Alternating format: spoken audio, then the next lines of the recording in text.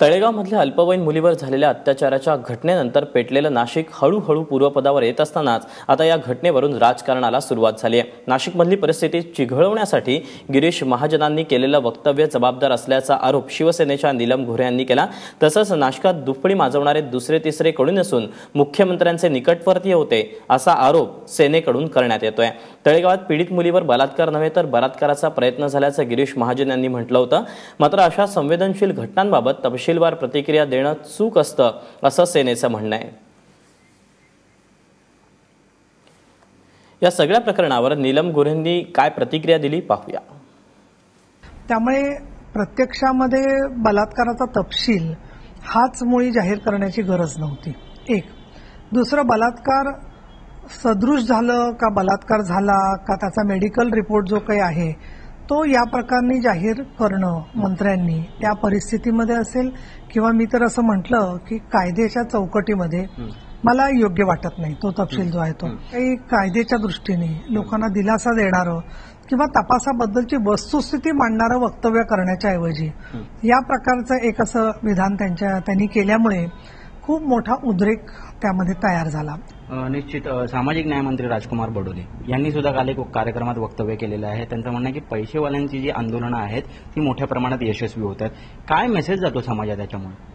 मला असं वाटतं की ते सामाजिक न्याय मंत्री आहेत आणि सामाजिक न्याय मंत्री म्हणून समाजातल्या सर्व घटकांचा त्यांनी विचार करायला पाहिजे। दुसरं, सन्माननीय ज्येष्ठ श्रेष्ठ मंत्री महोदय केंद्रातले नितीन गडकरी त्यांचंही स्टेटमेंट आलेलं आहे की मराठा आरक्षणाच्या संदर्भातलं, आणि म्हणून मला स्वतःला असं वाटतं की न्यायमंत्री बडोले यांचं जे विधान आहे ते दुर्दैवी आहे।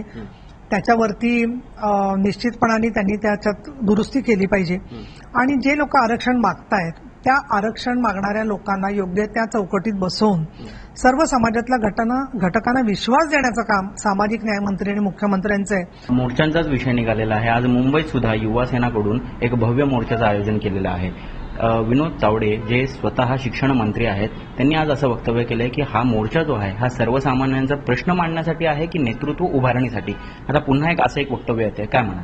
असं आहे, ज्याचं जसं मन असतं ना त्याला ते तसं दिसत असतं आणि त्यामुळे काही 5-6 वर्षांपूर्वी सर्व भारतीय जनता पक्षाच्या नेत्यांचे फोटो वगळून स्वतःचं नेतृत्व होर्डिंगबाजी करून कसं त्यांनी उभं केलं हे आम्ही सगळ्यांनी पाहिलेलं आहे। आम्ही त्यांना म्हटलंही होतं, कारण विनोद तावडे स्वतः विद्यार्थी चळवळीतून अभाविपचं काम करत पुढे आलेले आहेत।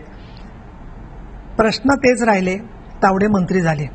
तावडे मंत्री झाल्यावरती कुसळ घेऊन जरी शिक्षक गेले प्रश्न तरी त्याचा ते मोठा अवडंबर करतात, विद्वत्तापूर्ण भाषणं करतात, पण वेतनेतर अनुदान मात्र बंदच आहे। शिक्षणाचे प्रश्न कुठलेच सुटलेले नाहीये, पण त्यांना विनोद तावड्यांना कुठेतरी असुरक्षितता वाटायला लागली आहे, भीती वाटायला लागली आहे आणि मला तर असं वाटायला लागलंय की ही संपूर्ण त्यांची संवेदनहीनता जी आहे ती संवेदनहीनता असं वक्तव्य करून अजून सरकारला अडचणीत आणण्याचंच आहे। त्यामुळे खरं सरकारला आता शत्रू पक्षाची किंवा विरोधी पक्षाची गरजच राहिली नाहीये। त्यांच्याच पक्षातले लोक या पद्धतीने आगीमध्ये तेल ओतायचं काम करतायत।